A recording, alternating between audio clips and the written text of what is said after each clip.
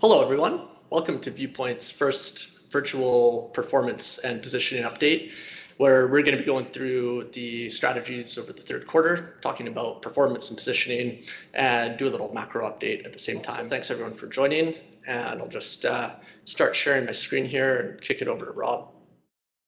Looking at fund performance for Q3, it was a great quarter in financial markets in general, and specifically our funds, with returns of 10.3% for our enhanced multi-asset strategy, 5.8% for our global multi-asset strategy, and 2% or 1.9% for our commodity strategy. The year 2024, year to date, has been likewise fantastic, both from a relative and an absolute perspective. The way that we look at our performance, firstly, absolute returns. Absolute meaning what did we actually return in absolute terms during the period in question. That's, in a sense, the most obvious way to look at performance versus our targets. But we have two different benchmarks beneath each of our multi-asset strategies. And the way that we look at our relative performance is versus one broad market index that most people follow and know, an index that's specific to our style. I just wanted to highlight a few things here.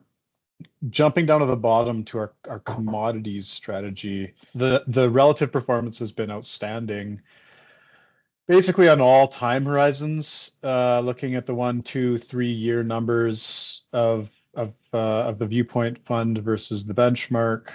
And the one thing I really wanted to highlight about our commodities performance is the lower volatility. And so that is the far right column.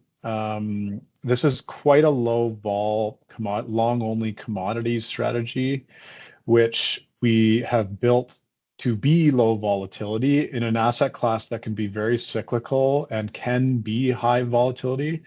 And so we're definitely accomplishing that goal. There's a lot of numbers here, but really focus on firstly, the 2-year numbers. So 19.3% for enhanced multi-asset and 14.2% for the global multi-asset. Those are annualized returns. Obviously, on a standalone basis, are very healthy returns over the last 2 years. It really highlights the craftsmanship of our strategy and the ongoing research and work that goes into delivering a risk parity style portfolio construction for both the multi-asset framework and then for also commodity strategy as well too.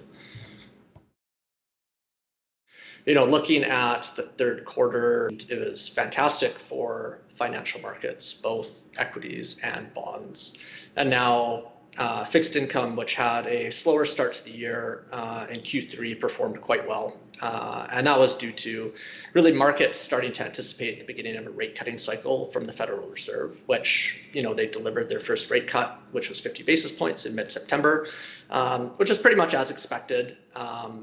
And so a lot of that momentum in bonds had been leading up to that first rate cut. And then we saw markets also continue to expect further rate cuts from other global developed central banks. And so that was a nice tailwind for bond markets over the quarter. And so as we get into kind of the macro environment, we can kind of talk a little bit about whether or not we see the need for continued rate cuts to the extent that the market's anticipating, or whether the market might be a little bit ahead of itself given how strong the economy is. And then also looking at the global fiscal situation, where we see continued fiscal stimulus coming into the global economy and how that is helping to insulate economic growth. On the equity side of things, equities have been having a really strong run in 2024, and that continued over the third quarter, which has been propelled by both strong earnings, but also higher valuations as the expectation for interest rates to decrease continues to permeate through markets. And so we've seen valuations expand, but then also notable, like earnings have been keeping up.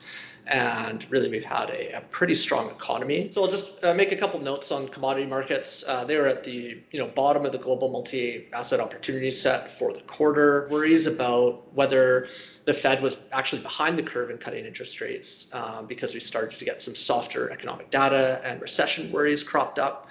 Then you also had energy markets performed pretty poorly in the face of rising geopolitical tensions due to oversupply concerns from OPEC and OPEC Plus, potentially increasing supply. So really it was a challenging first couple of months for commodities.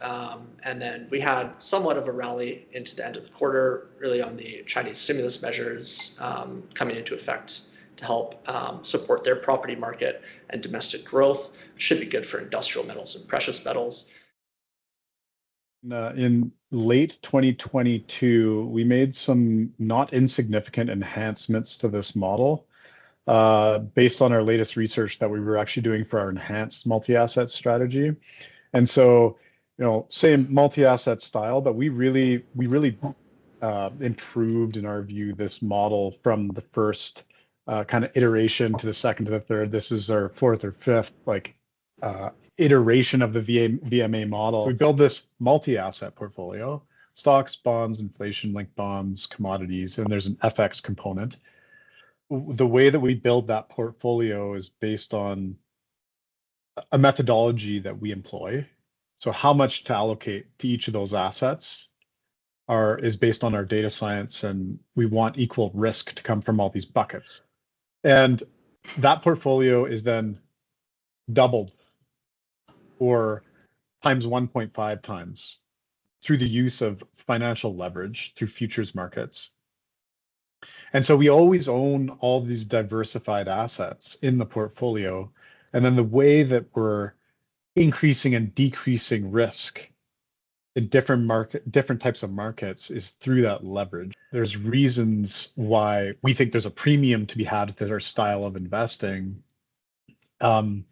But it's on a diversified, multi-asset, super safe, efficient portfolio that we're applying this leverage. It's a totally different way of utilizing leverage, and it's core to our investment principles. That underlying diversification is always in place, and the amount of leverage is how we manage risk and target returns.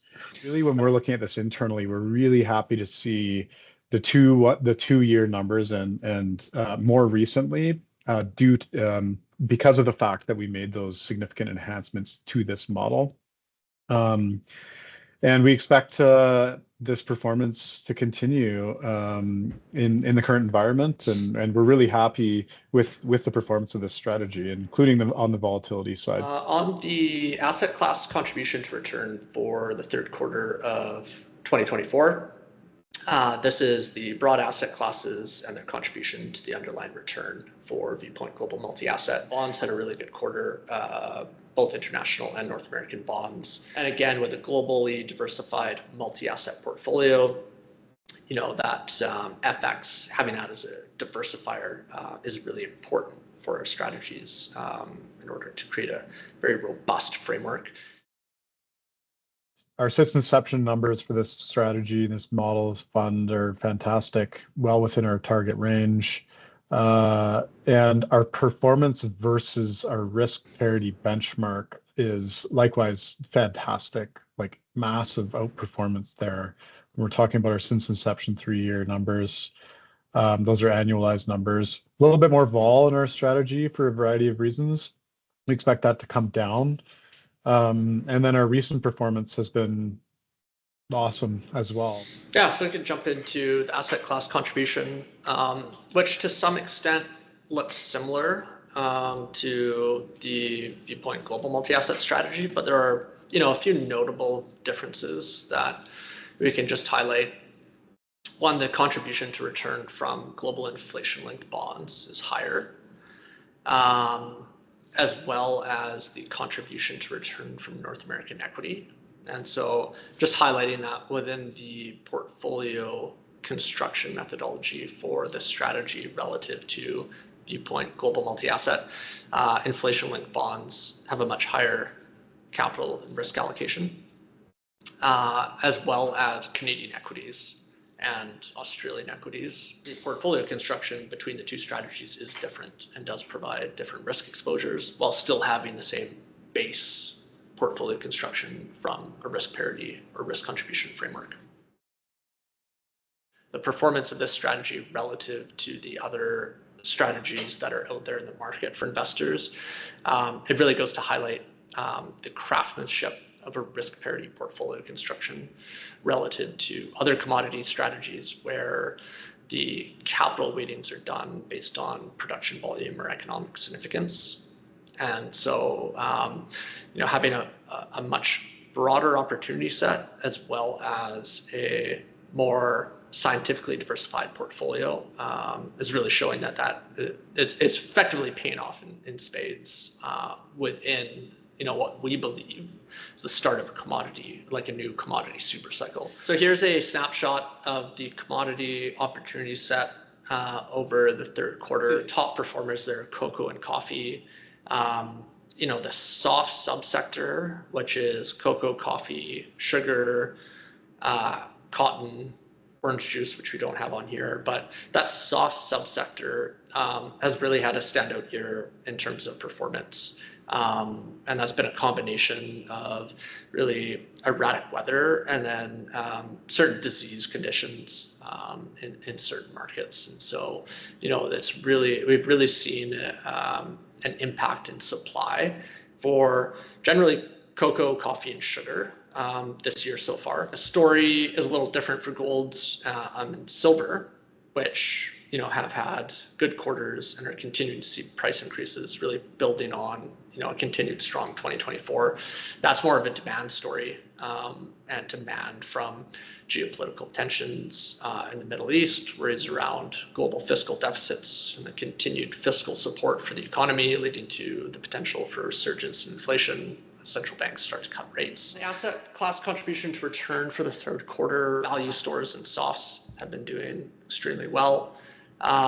Industrial metals saw a bit of a bump near the end of the quarter and then continued into the fourth quarter here on the Chinese stimulus package. Energy markets were dragged on the portfolio.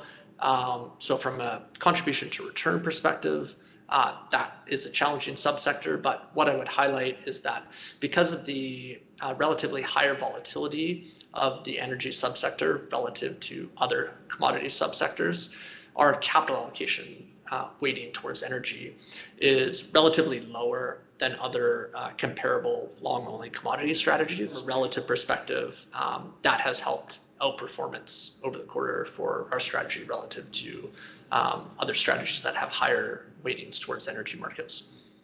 I want to talk more about commodities and in the context of the macro view today. As an asset class, there's all these nuances to all these subgroups of commodities, grains and industrials and softs and precious metals, and each of those buckets have their subcategories as well that all have unique supply and demand tendencies. You can see why the correlation of direct commodities is effectively zero to stocks and bonds, and why we love them in the context of a portfolio, because they're just kind of doing their own thing. They're very individualistic relative to each other and relative to broad markets. Okay, so we have a whole bunch of factors that are affecting supply and demand of commodities broadly that are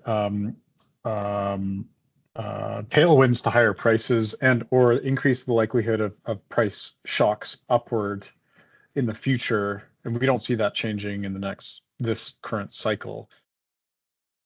Our thesis behind our belief that we have entered a new commodity super cycle is really based on the premise that we've reached peak globalization in this cycle, and we're going to be entering a period where we see maybe not outright deglobalization, but a movement towards less globalization. And as a part of that, we've seen governments, especially in the Western developed worlds, put forward new legislation aimed at what we would consider the reindustrialization of the West and the diversification of supply chains. And not worry as much about cost, because we've been worried about reducing cost and outsourcing those supply chains. Now we're saying, well, let's move that back kind of in-house, back to the West. That's going to create new demand for raw materials. And really, we've seen disinvestment in the broad commodity space over the last 10, 15 years. I have this chart that I have here from National Oceanic and Atmospheric Administration, NOAA, shows that global land and ocean temperatures have been increasing and are at some of the warmest levels in the last 175 years. But really the risk here from erratic weather, it's twofold. One, we can debate whether or not we have enough data to say that the weather is getting erratic, and we're seeing an increased rate of flooding, drought, hurricanes, etc. But really the challenge for the commodity sector and the soft subsector is really the geographical concentration and the risk of that concentration of supply in certain geographical regions. And part of this is going back to the last 10 or 15 years of really low commodity prices. Two results of that have been, one, you've had very little investment in supply. And you've also had a movement of effectively moving supply to regions where there's economies of scale. So you've seen high cost regions that produce, say, coffee, just be priced out of the market because global coffee prices have been so low. And so you have that supply shift to, say, Brazil and Vietnam. And now Brazil and Vietnam account for about 70% of the global coffee production. And so if you have erratic weather, like we've seen over the last year in either of those regions, obviously there's not enough diversification in supply. And so you can get supply outages or supply shocks. Demand is generally very inelastic. So that demand doesn't get impacted as heavily as other items when price spikes.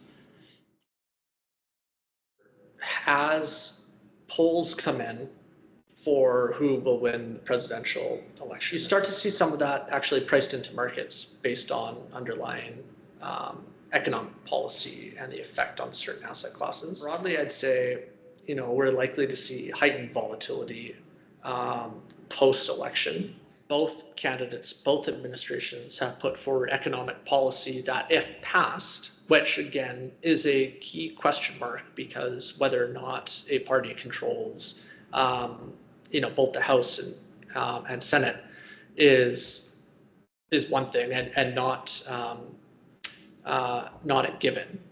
But if their economic policy packages were passed at face value, Trump's have a much more fiscal policy thrust, which would be more inflationary because more fiscal policy support is going into the economy. So either administration, if they were able to pass their economic policy platforms, would be inflationary. Trump's platform is just supercharging that inflationary thrust. Thanks for watching, everybody. If you've made it this far, kudos. We will be doing another quarterly review video, I guess, in the new year. So yeah, thanks again. Thanks for your support, and we'll talk to you soon. Great. Thanks, everyone.